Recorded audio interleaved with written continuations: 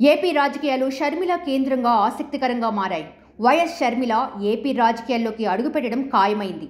దేశ రాజధాని వేదికగా ఆమె కాంగ్రెస్ కండువా కప్పుకున్నారు.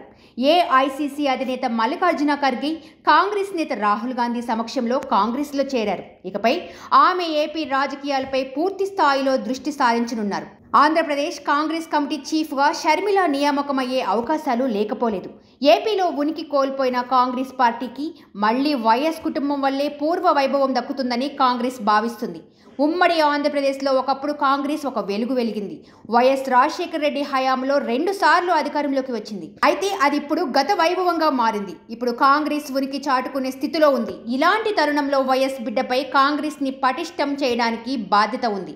ఇదే సమయంలో ఆ బిడ్డ ఎదుర్కోబోయేది వైఎస్ కుమారుడిని, తన అన్ననే కావడం విశేషం.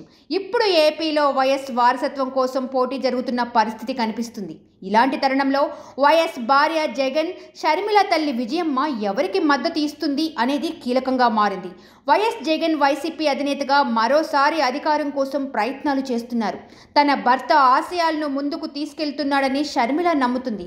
తన కుమారుడిపై అక్రమ కేసులు పెట్టారని విజయమ్మ కాంగ్రెస్పై గతంలో ఆరోపణలు చేశారు. కాంగ్రెస్లో ఉంటే జగన్పై ఎటువంటి కేసులుండేవి కావని కూడా అన్నారు. అలాంటి కుమారుడు జగన్ ఇప్పుడు సీఎంగా ఎన్నికలను ఎదుర్కోబోతున్నారు. కుమారుడికి అండగా నిలవాల్సిన బాధ్యత తల్లిగా విజయమ్మకు ఉంటుందని వైసీపీ శ్రేణులు అంటున్నాయి. 2019 ఎన్నికల్లో జగన్ తరపున ప్రచారం చేసి తన కొడుకును గెలిపించాలని ప్రజలను విజయమ్మ కోరారు. అదే సమయంలో తన కుమార్తె వైఎస్ షర్మిల సైతం రాజకీయాల్లో క్రియాశీలకం కావాలని తపించారు. తండ్రి ఆశయాలను కొనసాగించడానికి ఆమె కూడా రాజకీయ పంతాను ఎంచుకున్నారు. అయితే వైఎస్ జగన్ ముఖ్యమంత్రి అయిన తరువాత ఇద్దరి మధ్య దూరం పెరిగింది.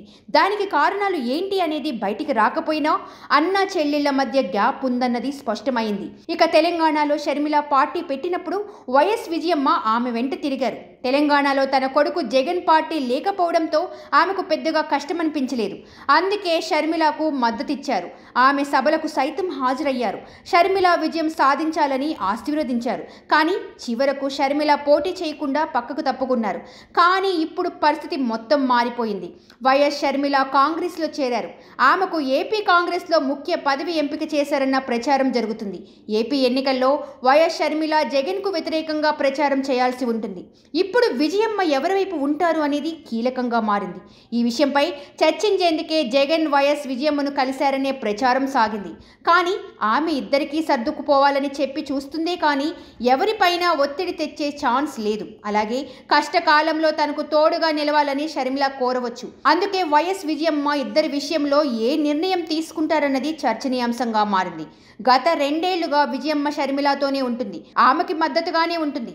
కాబట్టి ఈ కష్ట సమయంలో తోడు ఉండగలరని షర్మిల గట్టిగా అడగవచ్చు. ఒకవేళ విజయమ్మ షర్మిల వైపు నిలిస్తే చెల్లి తల్లిని దూరం చేశారని జగన్పై విమర్శలు రావచ్చు. అదే సమయంలో నాన్న ఆశయాన్ని నడిపిస్తున్న జగన్ని కూడా తల్లిని తన వైపు ఉండమని కోరవచ్చు. లేక ప్రస్తుతానికి సైలెంట్గానే ఉండమని చెప్పవచ్చు అని తెలుస్తుంది. సబ్స్క్రైబ్ చేయండి.